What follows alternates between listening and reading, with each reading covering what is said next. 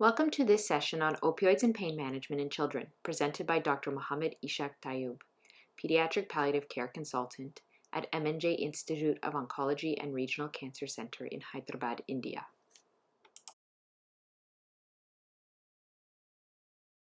So today we'll be dealing with opioids and pain management in children, as well as procedural pain in infants and children. Coming to the objectives, today I'll be talking about how to treat pain using WHO guidelines regarding safe use of opioids and procedural pain management. So WHO has given this guidelines of who should be treated using this WHO guidelines, and these includes children who are like suffering from cancer and cancer related pain, for other palliative care patients such as like end stage heart, kidney, liver, lung diseases. It can also be used for children who are suffering from cerebral palsy, a muscular dystrophy such as Duchenne's muscular dystrophy or Becker's muscular dystrophy. It can be used for neurodegenerative conditions such as adrenoleukodystrophies. It is not recommended for patients who have chronic pain if they do not have cancer or other palliative care illnesses. So chronic pain conditions are not to be like treated using these guidelines, which are not like cancer related or palliative care illness. So before going into the treatment part, I'll just talk a little bit about WHO principles of pain management.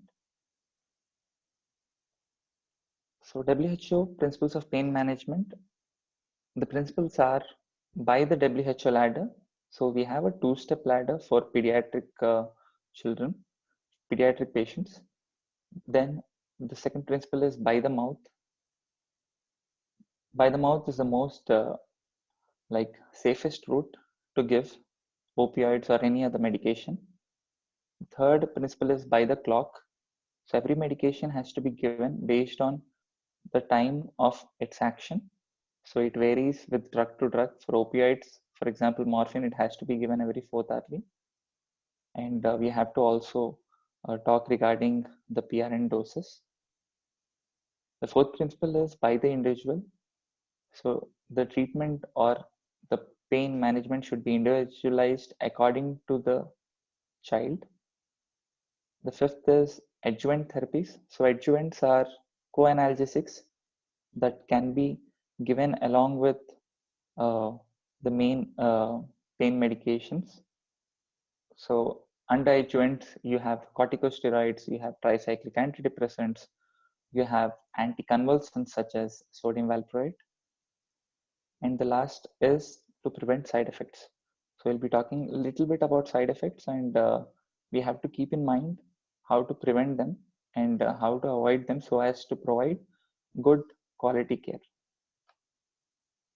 So by the ladder, so the new WHO guidelines of 2012 has given a two-step ladder.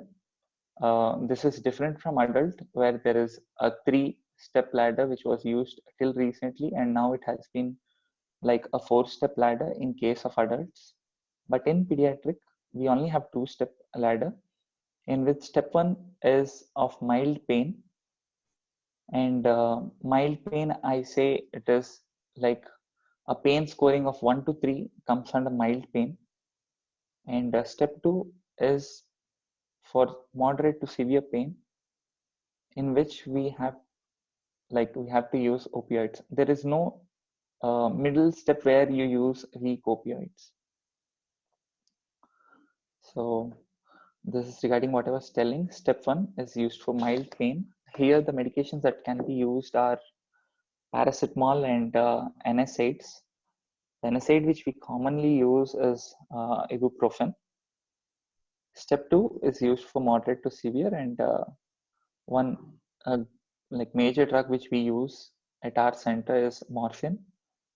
Apart from morphine, we can use fentanyl and methadone as well. One point is we have to avoid weak opioids such as tramadol and codeine. Codeine is not available at our setup. Tramadol is, according to WHO guideline, is better to be avoided in children. And if a center doesn't have like the strong opiates, or they have to use tramadol, it has to be used with caution in children about 12 years as well. And below 12 years, it is better to be avoided because there's lack of evidence and concerns about safety in children.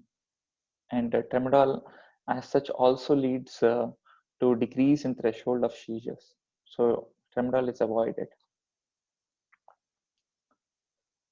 So regarding step one, again, a non-opioid pain medications, paracetamol can be given 10 to 15 mg per kg every 4 to 6 hourly. And the brufen can be given at a dose of 10 mg per kg per dose every 6 to 8 hourly. So any child on assessment on numerical scale here uh, with a pain of 1 to 3 can be started with a non-opioid pain medication, that is paracetamol or ibuprofen. Coming to step 2, like we already told regarding strong opioids, so the medication that can be used is morphine, methadone, fentanyl. I have also mentioned regarding other pain medications such as hydromorphone, diamorphone. These are like not available in India, so I won't go into detail with that. So this is just a small scenario. So you're caring for a 14-year-old boy with metastatic osteosarcoma. While he is admitted to the oncology ward, he develops severe pain. What is the best medication to treat his pain? Options are IV pethidine, IV paracetamol, per-oral tramadol, per-oral paracetamol, and per-oral morphine. So here in this question, we are talking about he has developed severe pain. So the pain medication which we have to use is a strong opioid. So we can start with a per-oral morphine for this child.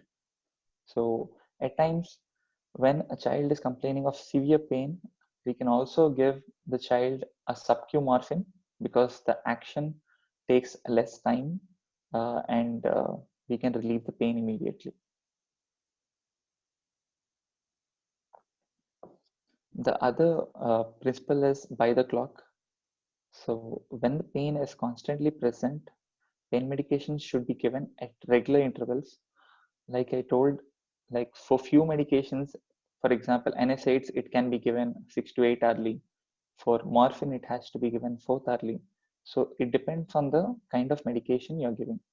And we need not follow like precisely, like if the child is complaining of pain like before the time of like dosage, we have to not wait till the uh, like the next dose. We have to give the dose immediately to relieve the pain. And waiting too long between the doses actually could make the pain go bad from worse. So what we have to do is we have to keep in mind regarding the PRN or SOS doses, and we have to increase the amount of pain medicine whenever needed to lower the pain. And like I said, an extra dose can be given if there is breakthrough pain between regular doses. So in the coming slides, we'll be showing how morphine prescription looks like and the timing when it can be given. So what is a breakthrough pain? Any pain that is like sudden and unexpected that occurs when a patient is already like taking opioids. So whenever a patient is taking like opioids every 4th hourly, for example, a patient is on opioids, like immediate release opioid from like 6 a.m., 10 a.m. So if there is a pain that occurs at 8 a.m. or 8:30 a.m. or any time in between, that has to be taken as a breakthrough pain, and you have to give a PRN dose. So PRN dose is an SOS dose, that is same dose as a regular dose, and in few setups, half of the regular dose is also tried to relieve the pain. And breakthrough pain is very common in cancer patients around 40 to 80% of cancer patients have breakthrough pain each day, according to studies. So this is what we were talking about. Morphine should be given every 8th hourly. So recommended timings is 6 a.m., 10 a.m., 2 p.m., 6 p.m. And like we can also give 7 a.m., 11 a.m., and 3 p.m. So it depends whichever you're comfortable, but you have to like uh, fix to a proper timing so as to like explain to all the staff. And we give a double dose at 10 p.m. because we don't want to wake the child up, and we want the child to have a good 8 hours of sleep. So we um, uh, like whenever we are giving opioid, it is best to give a double dose at 10 p.m. And like we told, SOS dose, it is same as the regular dose. The fourth principle is by the mouth. The pain medication should be given in the most effective, least painful, and in the simplest form. And oral is the most convenient way of giving opioids. And occasionally, if a patient is not able to take oral medications, or when a patient is in severe pain and you need to like uh, relieve the pain immediately, IV or subcutaneous opioids can be given. And always try to like never give IM dose because it is very painful. And we have better alternatives such as IV and subcutaneous. So in all patients, we can use the subcutaneous routes. There is like almost no contraindications for subcutaneous routes. So it should be either IV or subcutaneous if it is not oral. And the next principle is by the individual. So here what we need to remember is we need to speak to the child directly how he or she is feeling, and dose of morphine could be adjusted according to how the pain relief is. And if pain is poorly controlled, we can increase the dose by 25 to 50%. And for strong opioids such as morphine, there is no ceiling effect. So you can slowly increase and go up on the dose. So there is no maximum dose of strong opioid. And our goal is to provide the best possible pain relief with the side effects that are tolerable to the patient. So if the patient is having like increased side effects or is becoming intolerable to our opioid, even though is having good pain relief, so that is not a good way to go ahead. So whichever side effect is tolerable to the patient, to that limit we can go. And one major thing is we need to communicate if pain treatment is adequate or not.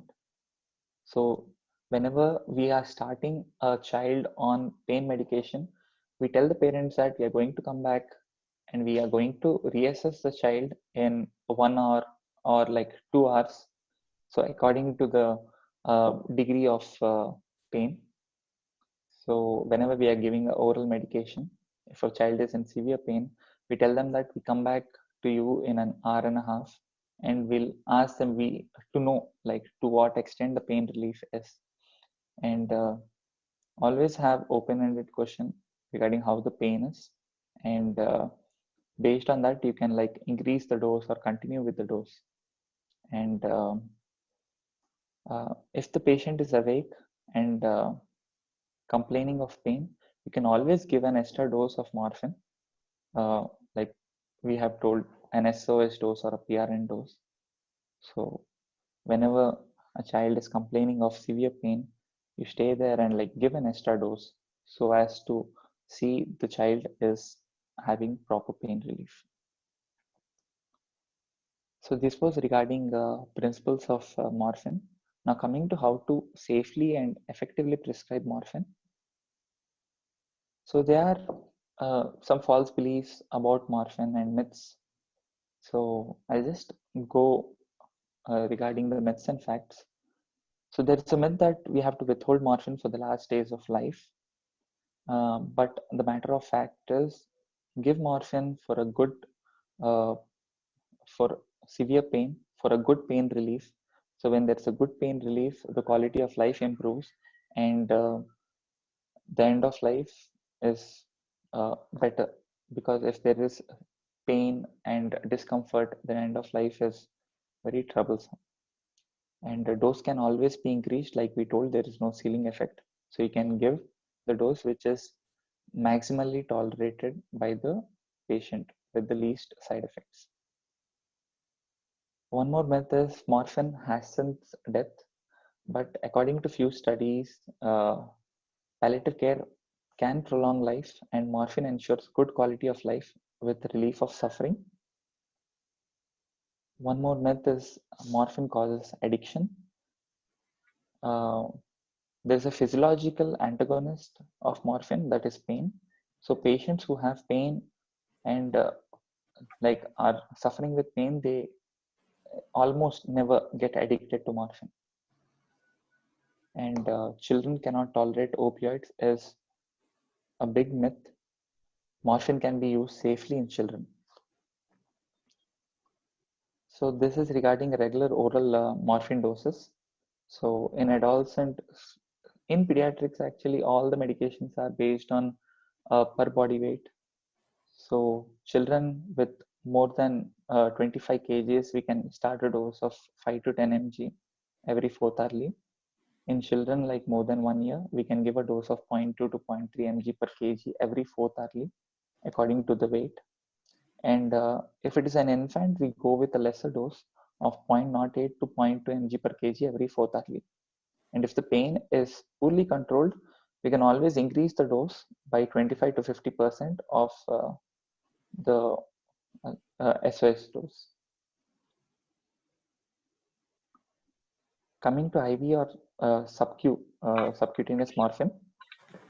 So this is IV or subcutaneous morphine is always 2 to 3 times more potent than the oral morphine. So if I'm giving an oral dose of 5 mg in a child, we can give 1.5 mg every fourth hourly IV or subcu. So it depends on the amount of like the weight, as well as it also depends on what oral morphine patient is on.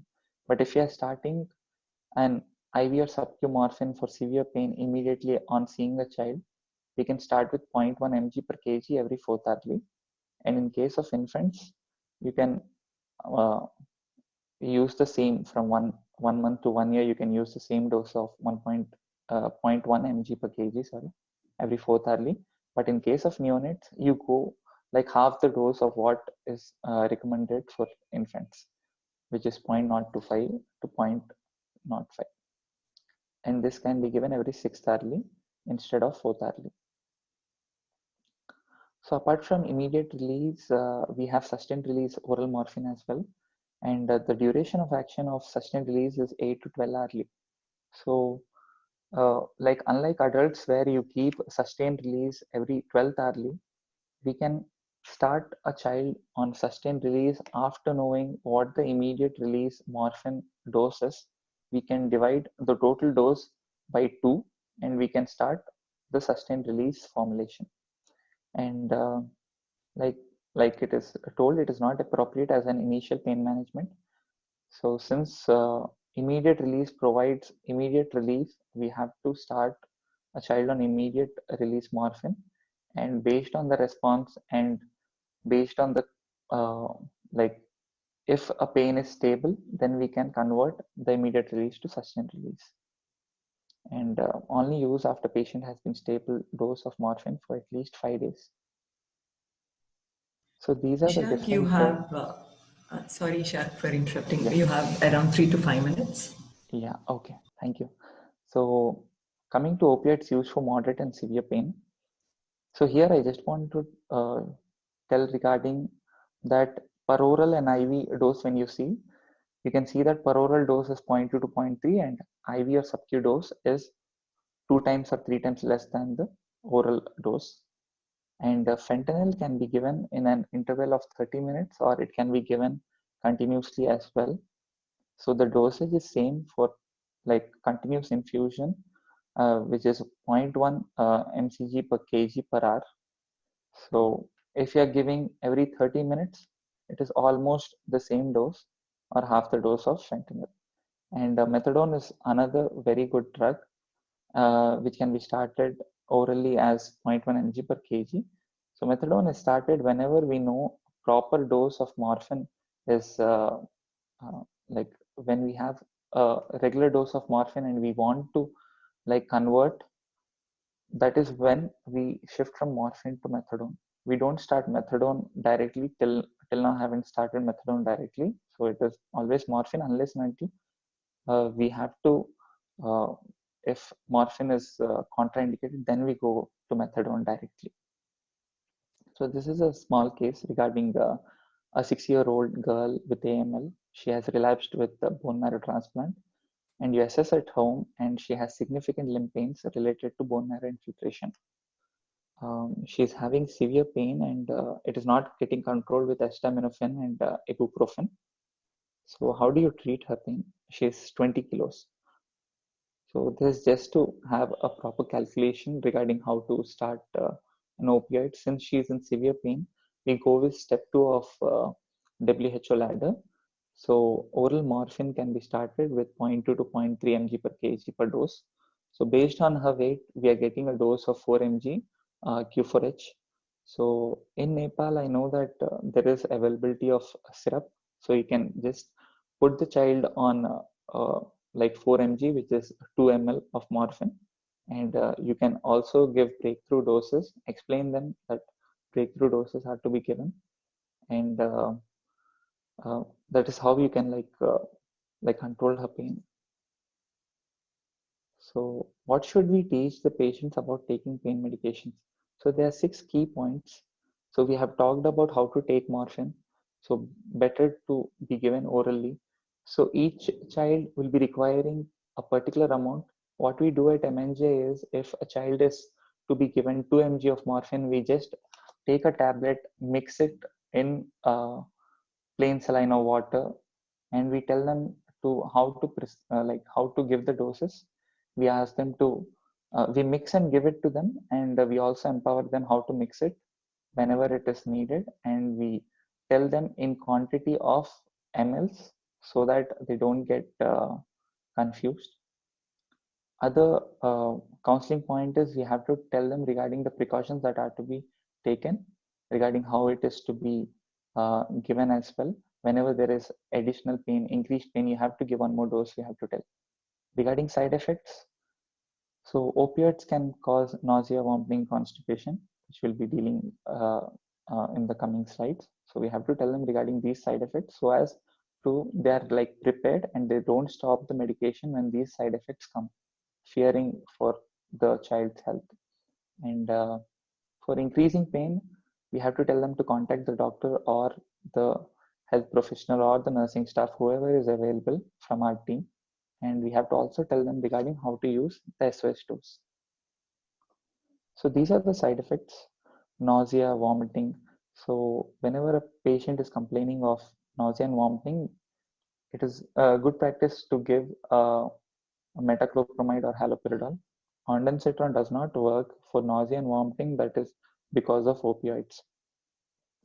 One another major side effect is constipation, and we have to be careful when we are prescribing morphine. We have to give a stimulant laxative because constipation as such can trigger seizures and dystonia in children with severe neurodisability. Another side effect is sedation, which is generally mild and only lasts for several like uh, days, and we have to decrease the dose accordingly. So I'm trying to go a bit fast because of time constraints. So apologies for that. Coming to opioid toxicity. So the signs of opioid toxicity are respiratory depression. Uh, uh, like oral doses of morphine doesn't cause respiratory depression or distress or breathlessness. So respiratory depression, you have to see what the respiratory rate is, and if it is below 12, you have to be cautious in children. The other signs are pupillary constrictions, myoclonus, and extreme sleepiness. So when these signs are there, the treatment of choice is naloxone. with a duration of action of 30 to 60 minutes. And we have to give naloxone till the patient's respiratory rate comes to normal. Coming to the last part of my discussion is regarding procedural pain management. So there are 4 essential components of any procedural pain management, such as positioning, distraction and integrative therapies, topical anesthesia, and sucrose. So regarding positioning, appropriate positioning and holding are very important to provide proper procedural pain. So in this, you can see the mother and father is holding the child back to chest in bear hug position and chest to chest hug position, so as to make the child comfortable and reassured. We have to avoid supine position as it increases pain as well as it makes the child anxious.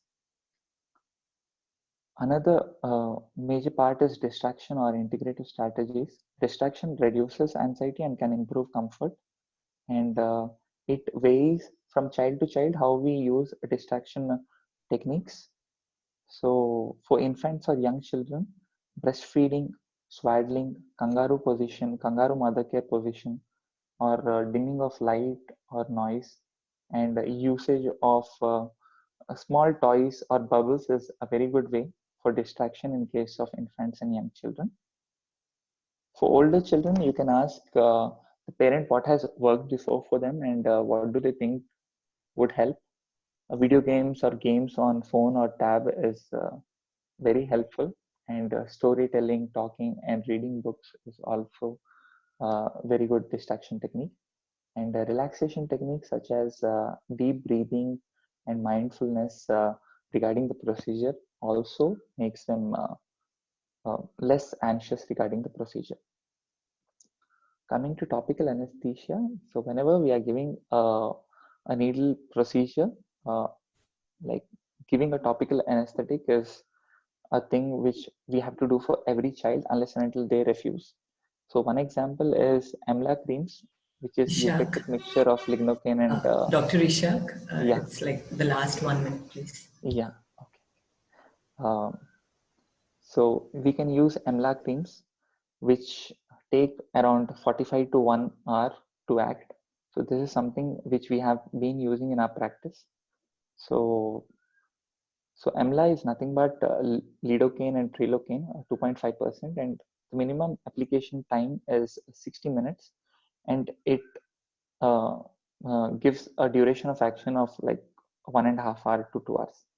So these are the steps where you can see we are just applying AMLA cream on the like lumbar spine.